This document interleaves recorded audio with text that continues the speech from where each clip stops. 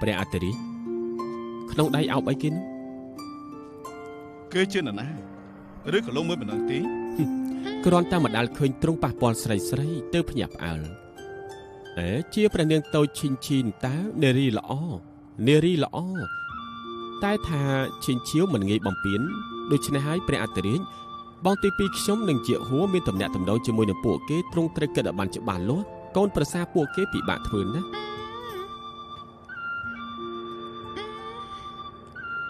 អូគេពិតជាត្រូវបោកឲ្យហូបផ្លែឈើវវិញស្មារតីហើយទៅសួរស្រីរបស់ទ្រង់ទៅ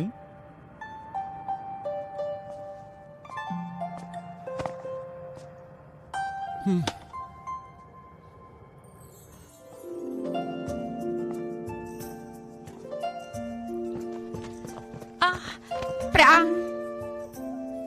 កន្លែងរបស់គេនៅណាទៅគឺនៅត្រង់នោះ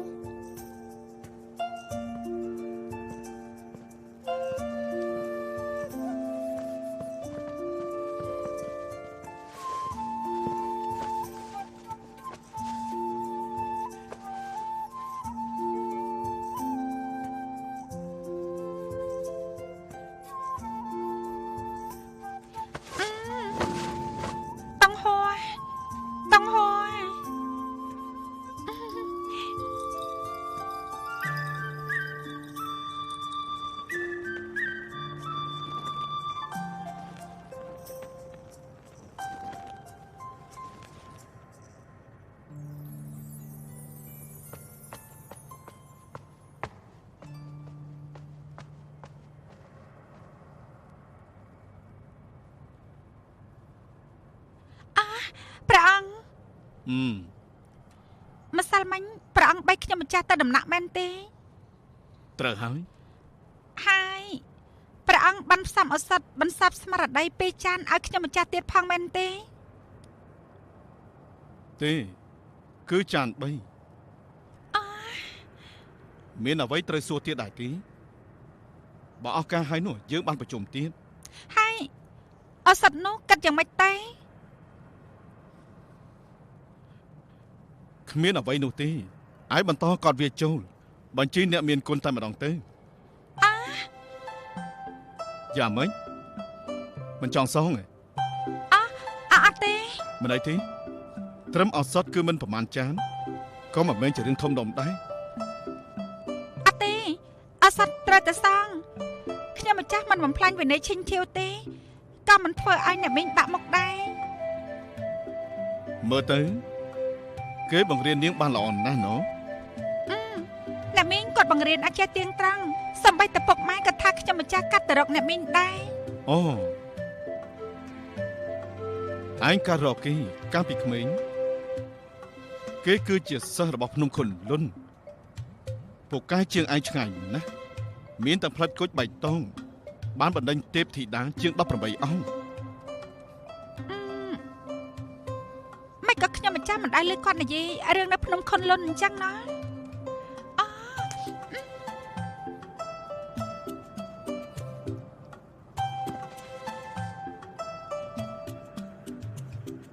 នៅឋានលើទេវតាជោគជាតាបានប្រាប់ថាទេវតាតុងហោគឺជាមនុស្សបែបណាហើយ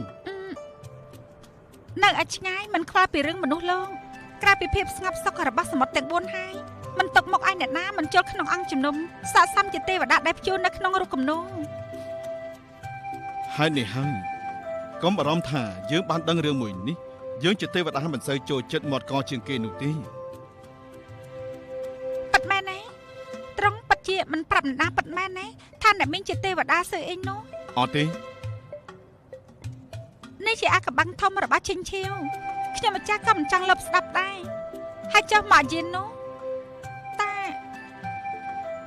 បាននិយាយទៅយើងជាម្ចាស់ទេពនិងណាមីងរបស់ឯងមាននិស្ស័យនៅគ្នាណាពេលគេរៀបអភិសេកមកទីនេះយើងនឹងពិភាក្សាតាមក្រោយចុះក្រាញ់ត្រង់សន្យាឲ្យថាមិនប្រាប់អ្នកក្រៅទេគេជាអ្នកក្រៅដែរទេអត់ទេយើងទៅអង្គជំនុំវិញហើយព្រះប៉ាអ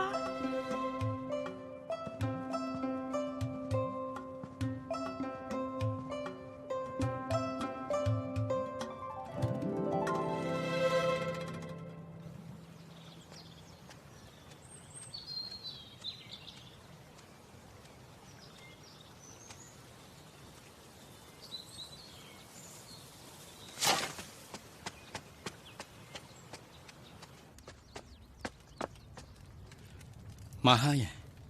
ឆាប់ទៅថែមអបផងទេ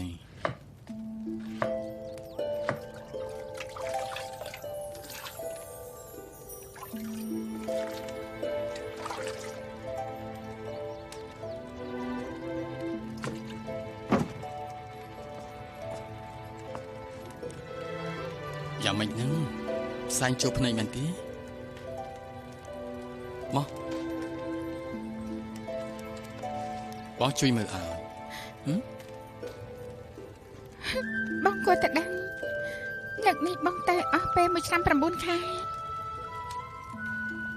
ដឹងមិនខ្លាចពេលដែលបងត្រឡប់មកវិញអូនខ្លាចជាយាយចាស់ទេខ្លាចទើបបងកំពុងទៅរំឈប់បាយធ្វើយ៉ាងណាឲ្យពួកជាងមករស់នៅជាមួយគ្នាយូរអង្វែងឬមួយក៏អ្នកផ្ទះបងមិនចូលចិត្តអូនហើយប្រហែលជាបងមានភរិយារួចទៅហើយមុនពេលបងមានអូននោះបងមិនធ្លាប់រៀបការនោះទេកុំជុំអីអូនគិតរហូតបើសិនជាបងមានភរិយាមែនឲ្យអូនធ្វើយ៉ាងម៉េចបានហើយគ្មានអ្វីនោះទេ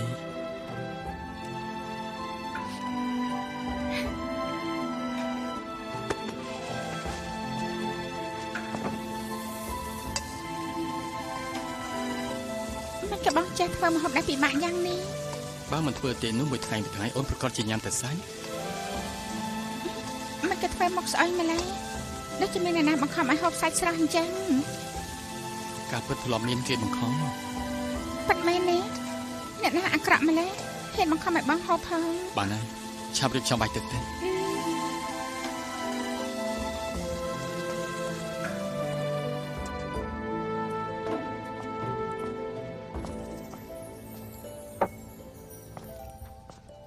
ឆាប់ញ៉ាំទៅតើនៅក្តៅ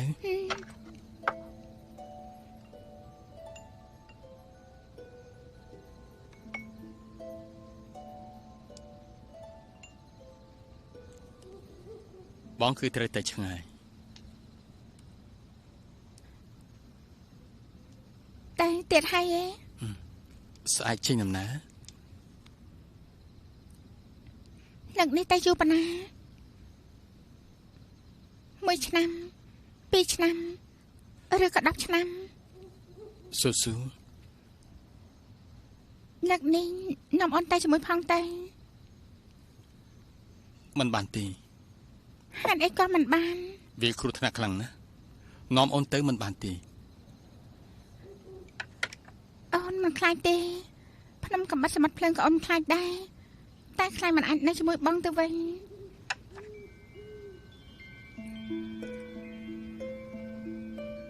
ហើយអូនក៏មិនអាចដឹងថាបងទៅណារហូត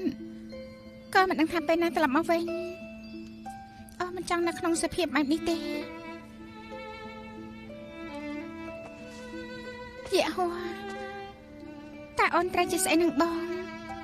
ភរិយាបងមែនទេបើជាភរិយាក៏បីជួយទុកធ្លាក់គ្នាទៅវិញទៅមកស៊ូអូនមិនយល់ទេបងមិនចង់អូនបាក់មុខ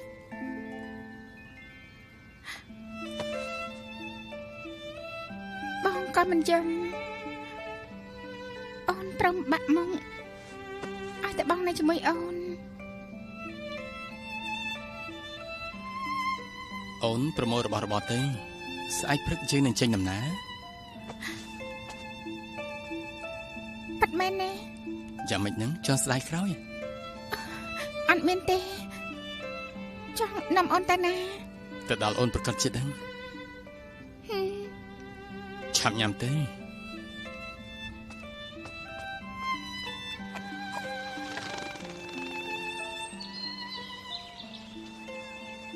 យើងត្រូវតែឆ្ងាយលែងបានឲ្យចំណៃហើយបើមាននិស្ស័យថ្ងៃក្រោយជួបគ្នាទៀត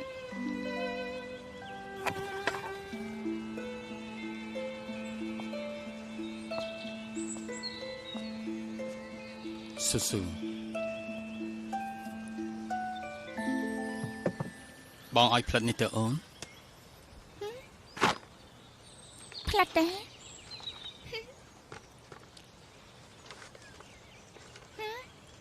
ចាំមិនហ្នឹងមានតោះខុសអ្វីមែនទេ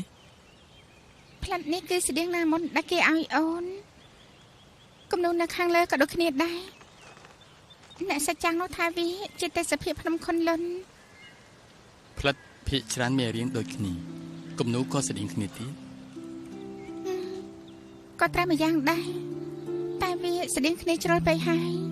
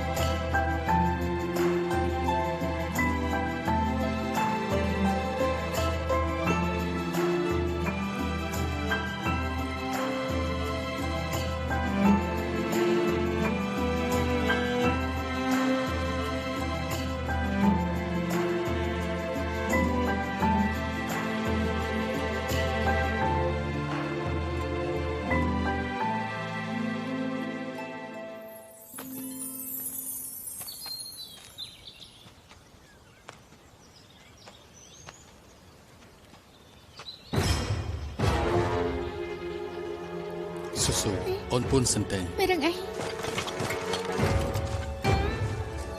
ណែអាពីរគ្រឿងនោះរូបរាងរបស់វាគ្រាន់បើណៃ គ្រា តា ន់បើមិនគ្រាន់ ចាក់វាមកថ្វាយលោកម្ចាស់យើងចូល កិច្ចទៅ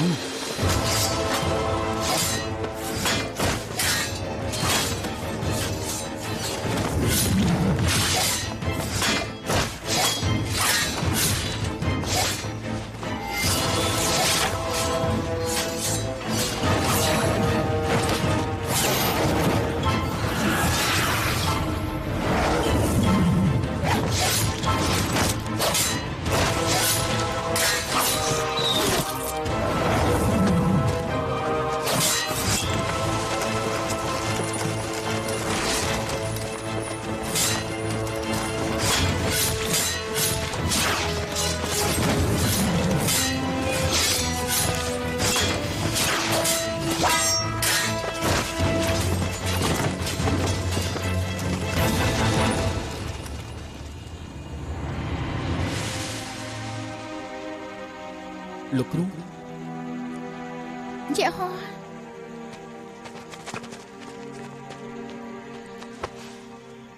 បងមានកាត់អីទេ មិនអីទេអាចចូល ស៊ឺអ៊ី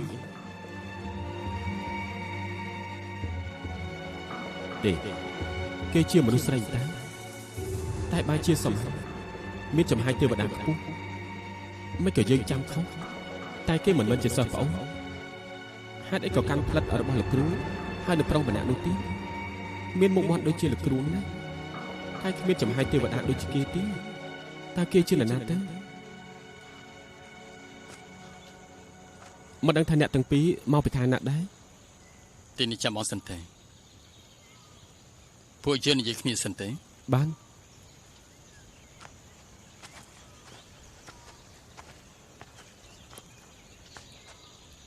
លោកពិតជាបុត្រាច្បងនៅសមុទ្រខាងទេ ពិតមែនមិនដឹងថាលោកជា រាជបុត្រជាហោ រាជបុត្រ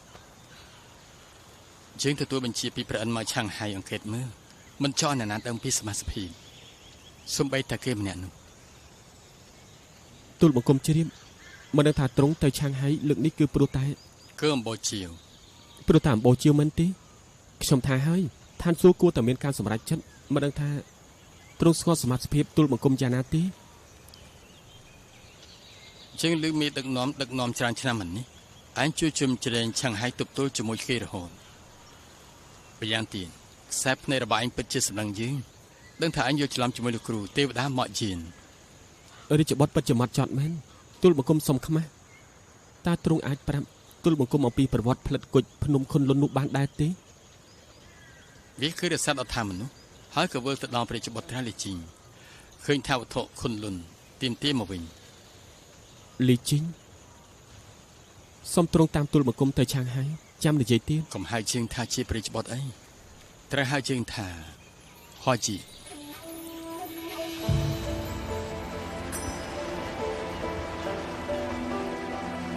អ្នកទាំងពីរនេះគឺជាវិមាននៅឆាងហៃពេលត្រឹមនេះទៅគឺខណ្ឌចែកមនុស្សចូលឋានទេវតាហើយ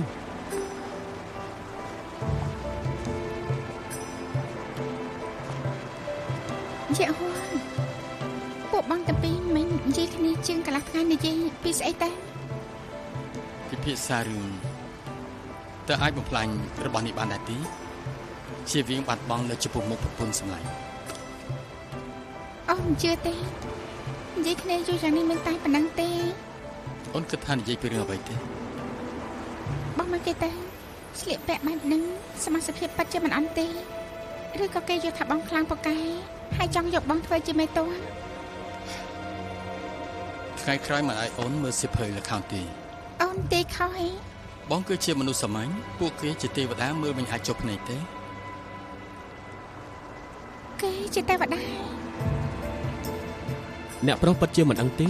ឋានសួគ៌មួយថ្ងៃឋានកណ្ដាលមួយឆ្នាំក្រោយពេលដែលចូលទីនេះហើយរំលងមួយថ្ងៃគឺស្មើនឹងមួយឆ្នាំនៅឋានមនុស្សលោកហើយ រឿងនេះខ្ញុំក៏ធ្លាប់អានក្នុងសភៅដែរពួកលោកនៅតែប្រហែលថ្ងៃពួកខ្ញុំចំឈួរអស់ហើយ រស់បានយូរតាយ៉ាងម៉េច7មុនឆ្នាំមុននេះខ្ញុំតាមរកគេម្នាក់រកមិនឃើញទាល់តែសោះមិនមែនពាក្យកុហកទេ រកសាច់ញាតិរបស់លោកឯង មិនមែនសាច់ញាតិទេតែលឿននឹងទៅទៀត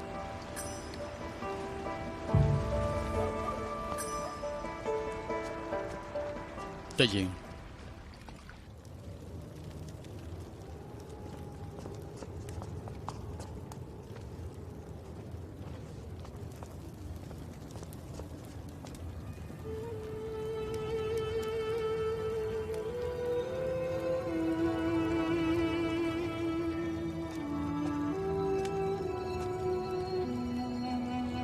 បងធំ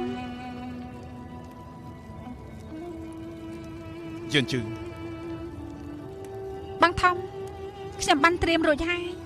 នឹងបញ្ជូនបងទៅកន្លែងអាកបាំងបងទី2រកមិនឃើញទេ ហើយត្រូវគេញមកពីវានោះ គាត់បានធ្វើជាស្ដេចអស់រយៈពេល70000ឆ្នាំហើយឋានៈរឹងមាំហើយអ្នកចំណិតរបស់ព្រះបិតាកន្លែងមានដែរបងធំរកកន្លែងមួយសំងំសុកទេហើយមានពេជ្រកែវកងដែលខ្ញុំលាក់ទុកឲ្យនោះសំនឹងបងរស់នៅមួយជីវិតបានហើយណា ចេញទៅ បងធំបង យឿនជឿមកយឿនជឿមានត្រូវត្រង់ណាដែរទេហ៎ខំមកពីបង70000ឆ្នាំនេះទារុណកម្មដែលទទួលនៅក្នុងគុកធំអូនគិតមិនដល់នោះទេពេលនេះទៅតែបានចេញរឿងរ៉ាវពិតជាមិនសូវល្អនោះទេចូលដាញ់តិចហើយ ខ្ញុំយល់ហើយ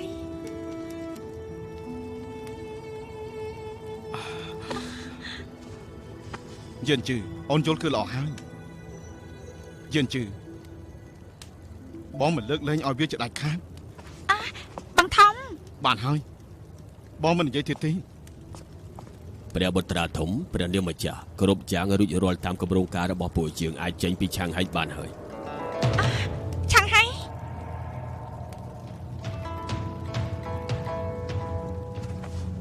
មែនហើយឆាងហៃគឺជាទឹកដីរបស់ព្រះមេដា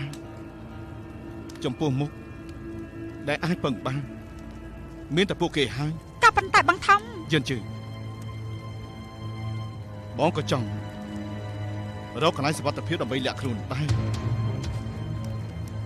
អូនក៏ដឹងច្បាស់ដែរបងហើយនៅលេជីងមានគំនុំឈាមសម្រាប់មេដារឿងនេះបងលួចរត់វាមុខជាដឹងជាមិនខានទេដល់ពេលនោះ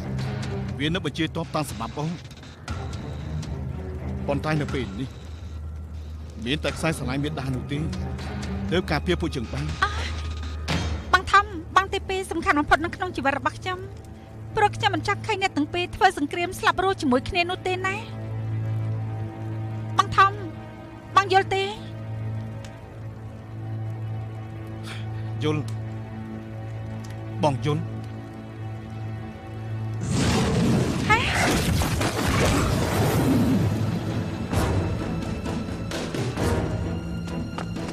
តាមីព្រះនាងពួកគេជាសេនាចំណិតរបស់យើងហេតុអីក៏សម្លាប់គេអញ្ចឹងព្រះនាងម្ចាស់ពួកវាមានកាយវិការប្លែកៗបើក្នុងចំណោមពួកវាមាននរណារីកាទៅជីវិតព្រះនាងអាចការពារបានតែទូលបង្គំនឹងព្រះបុត្រាប្រកាសជាស្លាប់គ្មានដីកប់ទីពួកគេធំដឹងក្តីតាំងពីតូចជាមួយយើងមិនអាចក្បត់ជាមួយយើងនោះទេជឿនលើលោកនេះគ្មានអ្វីជាទឹកចិត្តនោះទេកាលនោះបងត្រូវអ្នកមានទឹកចិត្តបំផុតធ្វើឲ្យបាត់បង់តំណែងត្រូវឃុំនៅក្នុងគុកជាង70000ឆ្នាំបានបងជុំនិយាយក៏បានដែរតោះជឿយ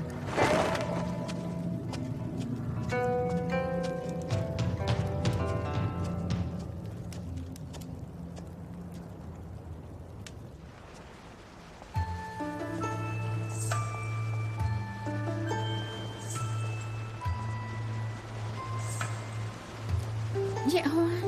ពួកយើងមិនដឹងគេមានបាត់ដាហើយណាដល់ហើយមិនក៏បងច្បាស់ម្ល៉េះឲ្យបងធ្វើយ៉ាងម៉េចទៅអញ្ចឹងក៏បានដែរបងជាអ្នកសំសាបច្ចុប្បន្នជួបវានៅក្នុងទេពនិមិត្តមែនជួបយូរហើយ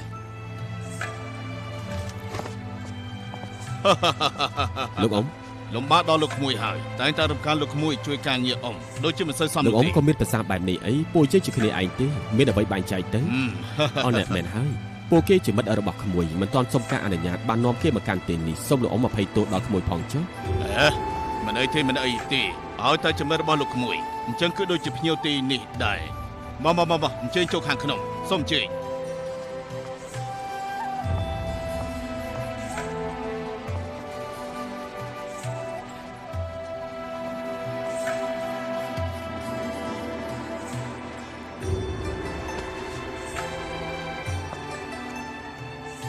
ស៊ូ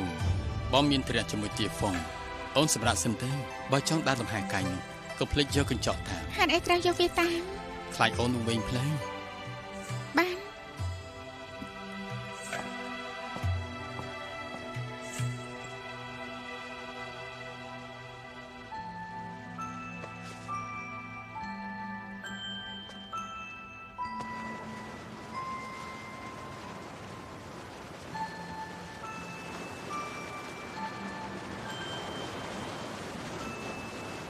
ព្រះនាងកំខុសបតីអីផ្លាត់មួយនេះជាវត្ថុទឹកអរិយទឹកឲ្យទ្រង់ទឹកនេត្រាហូរមិនដាច់យ៉ាងណាក៏មិនត្រូវបំផ្លាញវាដែរម្យ៉ាងទៀតអរិយទឹកថាត្រូវប្រទានឲ្យព្រះនាងអភិសេកជាមេដឹកនាំមិនមែនមានតែទ្រង់នៅមានព្រះនាងច្បងទៀតផងព្រះនាងច្បងទ្រង់មានបញ្ញាណាស់យើងបញ្ចេញនឹងទ្រង់បែបណាទេមិនស្រួលពេលនេះទ្រង់ទូលបិតាថាយើងចង់ស្វែងជាមួយគេពួកមេដឹកនាំទាំងអស់នោះរូបរាងមើលមិនសូវជល់ភ្នែកទេបើអភិសេកទៅវាមិនអញ្ចឹងស្ដាប់តាមអរិយទឹកអភិសេកនឹងបុត្រាច្បងខាងលិចទៅប៉ុន្តែទ្រង់មានប្រជញ្ញជាប្រចាំណាអញ្ចឹងគឺជាមួយបុត្រាទី2ទ្រង់ក៏មិនអន់ដែរធ្លាប់ជាសិស្សច្បងធំទេវតាម៉ាក់យានក៏ប៉ុន្តែប៉ុន្តែមិនចង់អភិសេកទៅឋានលើទេព្រះបត្រារបស់ព្រះអិនទ្រង់មិនដែលបានជួបផងមិននឹងអាចសពតិតកើតនោះព្រះរាជបត្រាមានកិត្តិនាមល្បីជាអ្នកមានចិត្តមេត្តានៃសមុទ្រទាំង4ដែលដើរតាមកន្លងធម៌ហើយគេក៏ជាសិស្សសំណាប់របស់ម្ចាស់ទេពនៃទេវតាបង្កើតលោកទៀត ព្រះមេឮថាពេលត្រង់ប្រសូតមានពលឺមាសពេញទាំង36ថ្ងៃបាក់សីសម្បល់5ចំនួន72ក្បាលនៅភ្នំតុងហឹងហោះហើរពេញសួគីដូចជារបាំកំដរឋានសួគ៌យ៉ាងស្រស់ត្រកាលខ្ញុំម្ចាស់តន្ទិញឡើងស្ទាត់ហើយអេអ្នកណាហ្នឹង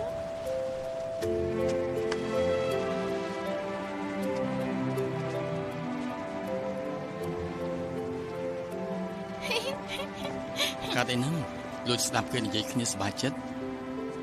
គេនិយាយគ្នាមិញនេះសប្បាយស្ដាប់ណាស់បងអង្គុយមកអូននិយាយបងស្ដាប់ព ព្រះនាងមិនចង់អភិសេកជាមួយមេដឹកនាំហើយក៏កើតចង់អភិសេកជាមួយនឹងទាហ្វុងតែស្ដាយព្រះបត្រារបស់ព្រះអិនបងថាគួរឲ្យសប្បាយស្ដាប់ទេបញ្ហាត្រង់អ្នកទាំង3នោះអត់បានចាប់អារម្មណ៍ត្រង់ ពិតមែន ជាពិសេសពេលត្រង់និយាយដល់ព្រះបត្រាព្រះអិននិយាយវែងខ្លាំងណាស់បងថាព្រះបត្រារបស់ព្រះអិនល្បីឈ្មោះទេ បុត្រាព្រះអិន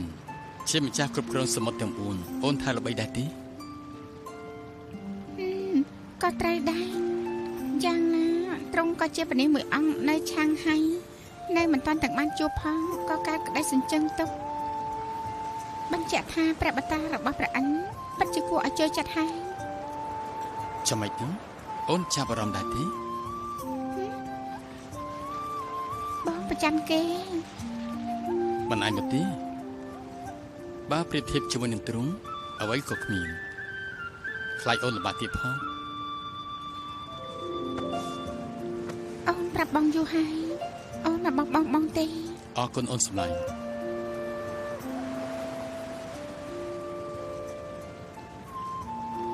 ទីនេះល្អណាស់ស្ដាយត្រង់ថាមានតែក្លិនទឹកសមុទ្រតែម្យ៉ាងគ្មានក្លិនផ្កាអូនចង់ហាត់ក្លិនផ្កាបេះដល់ហើយ បងស្គាល់កន្លែងមួយទីនោះផ្កាពេះរីកពេញមួយឆ្នាំ នៅកន្លែងណា បិទភ្នែកទេបងនាំទេ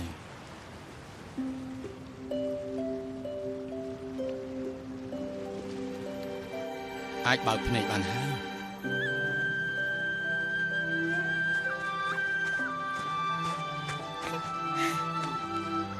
នេះជាការនិមិត្តមែនទេ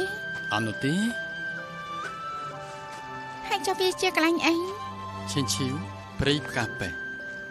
ព្រៃផ្កាបេះដាប់យកផងឯង ត្រូវហើយទីនេះគឺមានមនុស្សម្នាក់ដែលចំណាយពេលយ៉ាងយូរតាមផ្កាពេះនេះព្រោះថាគេគ្មានការងារធ្វើមួយថ្ងៃគេមើលថែហើយនឹងបិទស្រាផ្កាពេះទៀត គេមានសេរីភាពដល់ហើយ អូនស្ញប់ស្ញាញ់គេ ត្រូវតែស្ញប់ស្ញែងខ្លះពេលនៅភ្នំជីងជីពួកយើងគឺរស់នៅបែបនេះដែរតាមួយថ្ងៃអត់មានការធ្វើឡើងភ្នំបបបាញ់ដាំបាយធ្វើម្ហូបចិញ្ចឹមសត្វមែនទេ ត្រូវហើយត្រូវស្ញប់ស្ញាញ់អ្នកដែលនៅជុំវិញខ្លួន អ្នកនៅទីនេះជាមិត្តរបស់បងឯង ជួបគ្នាពី3ដង អូគេនៅរអន់ ដូចជាអន់នោះទេមិញនេះគ្មានចំហាយទេវតាទេមកពីគេមិននៅទើបបងនាំអូនមកលេង បងអត់សូវត្រូវគ្នាឯង អត់នោះទេបងកោតសរសើរគេតែនិស័យកំណត់ពេលវេលាមិនអំណោយផល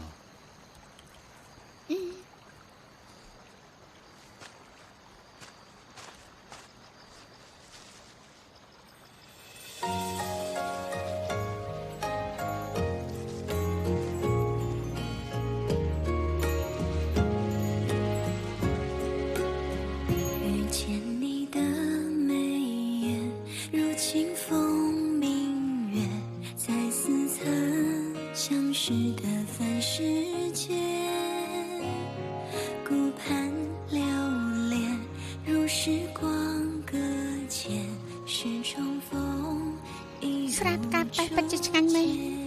អូនដូចជាធ្លាប់ផឹកកាលពីមុន មិននឹកស្មានថាអូនអាចផឹកបាន មិនស្មានដូចគ្នាប៉ុន្តែយេហូវពួកយើងយកស្រារបស់គេបែបហ្នឹងបានដែរ អត់នោះទេព្រោះថ្ងៃក្រោយយើងមិនអាចជួបគ្នាទេ ឆាប់រកមិត្តភក្តិបងហើយហ៎ បងមិនមកទេ ថ្ងៃក្រោយអូនលែងបានឃើញព្រៃផ្កាបេះទៀតហើយ ថ្ងៃក្រោយបងនឹងដាំវាឲ្យអូន អូនក៏ត្រូវការដាប់យកដែរ 数着年月，只为花开那一面。就算来来回回错过又擦肩，你的喜悲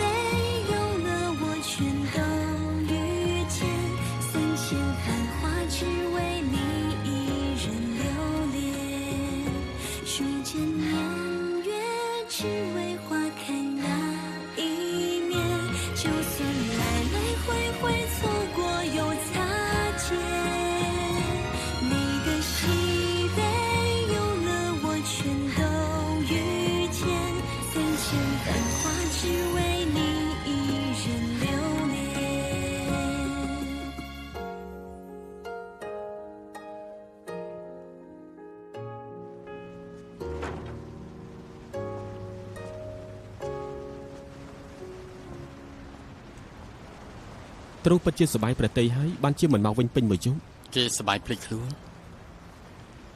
មិនឃើញទ្រង់បីគេចូលបន្ទប់អាចមើលដឹងថាគេជាមនុស្សស្រី ត្រូវហើយ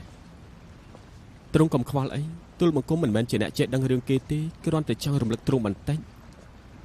សង្គ្រាមនៅចំពោះមុខជាពិសេសគេជានារីសាមញ្ញម្នាក់ទ្រង់បញ្ញាប់រកកន្លែងគួរសមឲ្យគេទៅ យើងក៏គិតដូចគ្នាដើម្បីសុវត្ថិភាពគេ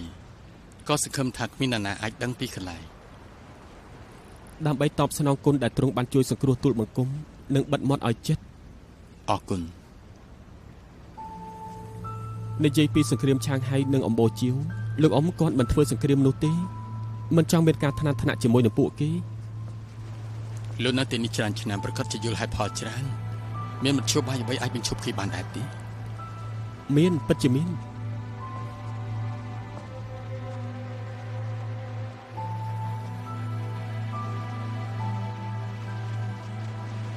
ព្រះនាងកំអល់ឯកអី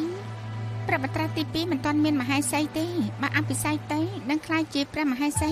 ម្យ៉ាងខ្ញុំម្ចាស់ឮមកថាព្រះបត្រាធំប្រជជនយូរហើយថ្ងៃក្រោយតំណែងព្រះរាជានឹងធ្លាក់មកលើព្រះបត្រាទី2ព្រះមេម្ចាស់ គេមួយថ្ងៃដឹងតែហាត់ដើរលេងលំពេងព្រាតជាមួយនឹងអំបូរជាវម្យ៉ាងទៀតពួកយើងជួបគ្នារាប់ម៉ឺនឆ្នាំហើយគេមិនដែលចាប់អារម្មណ៍នឹងយើងបន្តិចទេមិននឹងអាចត្រឹមតែ ព្រះនាងតតចុះនេះជាក្បួនសម្ងាត់ដែលខ្ញុំម្ចាស់បានពីដំណាក់ព្រះនាងច្បងជាវត្ថុប្រមូលសន្សំយ៉ាងចំណានហើយបង្កើតបានជាទឹកសន្សំគុណត្រង់សាកល្បងពី3ថ្ងៃទៅត្រង់កុំតមិននឹងពេកអីឲ្យតែមនុស្សស្រីព្រមចាយសម្រាប់មានអីដែលថាទៅមិនរួចព្រះនាងតតចុះនិយាយភ្លាមត្រង់កំដាផ្លែន អេលបងទេហ្វង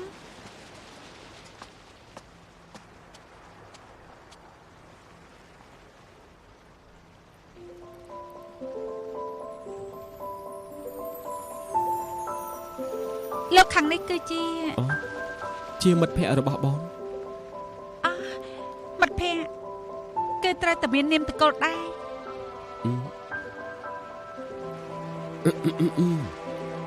ហួជា ឈ្មោះពីរោះណាស់ស្ដាប់ទៅស្តៀងព្រះនាមព្រះបុត្រាព្រះអិននៅឋានលើខ្លាំងណាស់គិតថាអ្នកដែលមានឈ្មោះបែបនេះគួរតែជាទេវតាជាន់ខ្ពស់ហើយ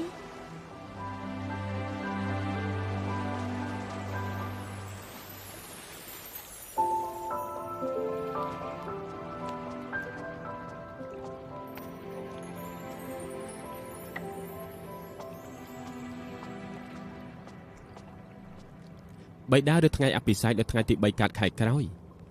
មិនក៏បញ្ញាប់ម្លេះ រឿងបញ្ញាប់បន្តិចហើយគឺប្រហែលជាខ្លាចមានឧបទ្ទហេតុកើតឡើង អូបតហេតុអី បែបខ្លាចស្វាមីរបស់ប៉ាយឈីវត្រូវគេដណ្ដើមជាលើកទី2បានជាបញ្ញាប់អភិសេកគួរឲ្យសង្វេគណាស់ហើយពិបាកមែនទែន អ្នកមីងជាស្រីស្អាតបំផុតនៅសមុទ្រទាំង4មានអីត្រូវខ្លាចទេពិធីលើកនេះចាស់ទុំជាអ្នកកំណត់តែគាត់ពេញចិត្តឬក៏អត់មិនតាន់ប្រកាសទេមានអីត្រូវខ្លាចគេដណ្ដើមព្រះអង្គសាកមើលតែផ្លែឈើនេះឆ្ងាញ់ណាស់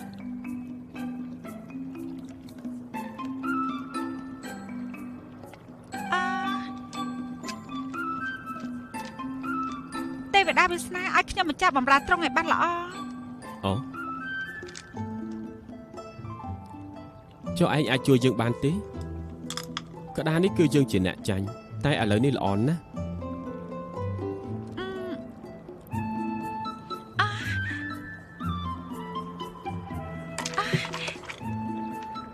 ព្រះអង្គ ថ្ងៃ3កើតខែក្រោយស្ដីដណ្ដឹងតាគេឆ្លើយយ៉ាងម៉េចទៅ មិនទាន់មានចម្លើយទេ អូ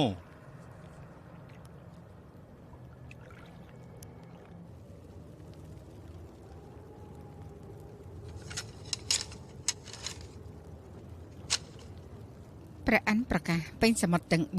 4ថាសៀអូបង្ក្រាបឈីងឆាងសង្គុណសម្បត្តិធំហើយឆ្លៀតពេលរំលឹករឿងស្ដីដណ្ដឹងពេលនេះសៀអូតាណាក៏មិនដឹងឲ្យឆ្លើយតបយ៉ាងម៉េច ពេលនេះគេបាត់ដំណឹងសូនទៅហើយ អ្នកណាទៅគិតដល់រឿងទាំងអស់នេះយកល្អយើងច្រើនពិធីនេះសិនទៅ ច្រើនមិនបានទេកាលនោះលោកហើយអ្នកចុងគឺជាអ្នកសម្រេចពិធីបើគ្មានហេតុផលច្បាស់លាស់តើច្រើនយ៉ាងម៉េចទៅពិតជាមានរឿងជាមិនខានទេ មិនខុសទេព្រះបត្រាទី2ច្រើនពិធីមង្គលការម្ដងទៅហើយបើលើកនេះច្រើនម្ដងទៀតនោះនៅមានអ្នកណាគេហ៊ានចូលស្ដេចដណ្ដឹងទៀតទៅទោះជាមានចិត្តក៏ខ្លាចប៉ះពាល់ដល់ឋានសួគ៌ដែរពិតជាលំបាកដល់សៀវអ៊ូហើយ ពិធីចាប់ផ្ដើមនៅថ្ងៃ3កើតខែក្រោយទៅរកសៀវអូពីណាមកចូលរួមពិធីជាមួយពួកគេបានទេ យើងនិយាយចេះចុះពេលនេះសមុទ្រទាំង4ដឹងថាសៀវអូគឺបានប្រើកម្លាំងមកក្រាបឈិញឆាងយើងដឹងថាក្រោយមកសៀវអូមានរបួសកំពុងតែសម្រាប់ព្យាបាលសូមពន្យាពេលសិន វិធីនេះល្អណាស់ អាចយកជាការបានតែរឿងអភិសេកមិនអាចបញ្ជារហូតទេ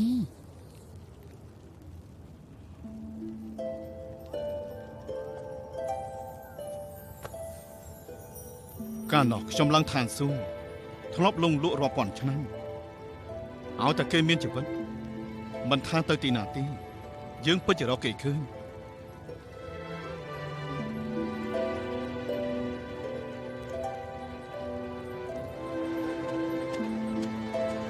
យៈហូនភ្នែកនោះតាមយើងមកតាំងពីរាជវាំងមកដល់ទីនេះ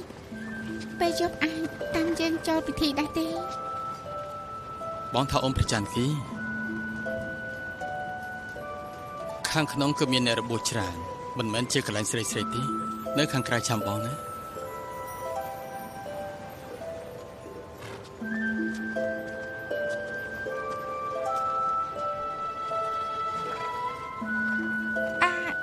អ្នកប្រុសខាងនេះសុំសួរថាហោជាគឺមានគូហើយណែ អូតាមដែលខ្ញុំដឹងគាត់មានភរិយារួចហើយ ហាហើយគឺជាមនុស្សបែបណាតែ ជាមនុស្សធម្មតា មនុស្សធម្មតាបាក់ខ្ញុំរៀបការជាមួយគាត់មិនបាច់ធ្វើមនុស្សធម្មតាទេ រៀបការជាមួយគាត់ មែនហើយខ្ញុំបញ្ជូលសិលឲ្យគាត់អាចខ្លាចជាទេវតាមិនមែនថាមិនអាចឯណាបើសិនជារៀបការជាមួយមែននោះខ្ញុំឋានៈជាព្រះនាងត្រូវធ្វើភរិយាដើមហើយភរិយាសាមញ្ញបានតែត្រូវតលែងលះ ជាមនុស្សធម្មតាចាំបាច់ត្រូវធ្វើអញ្ចឹងមែនទេ អត់ទេអ្នកប្រតូនកុំយល់ច្រឡំអីណាខ្ញុំអត់មានកំណត់មើលងាយមនុស្សធម្មតាទេគ្រាន់តែមានការចែកថ្នាក់បើគាត់ដណ្ដឹងខ្ញុំមែនត្រូវខ្លាចជាទេវតាដល់ពេលនោះមិនអាចនៅជាមួយមនុស្សធម្មតាទេព្រោះថាជាច្បាប់របស់ពួកយើង តែមើលថាគាត់ចង់ខ្លាចជាទេវតាឬអត់ហើយ តើមានមនុស្សឯណាមិនចង់ខ្លាចជាទេវតាទេ